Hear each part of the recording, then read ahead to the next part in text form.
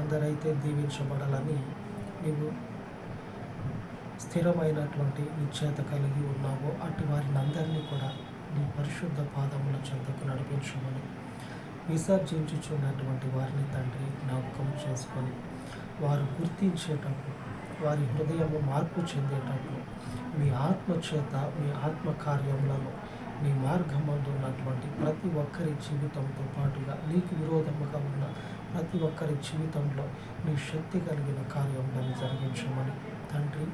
ఈ పరిపూర్ణ మార్గము మనుషునికి దీవెనకరమై ఉన్నది.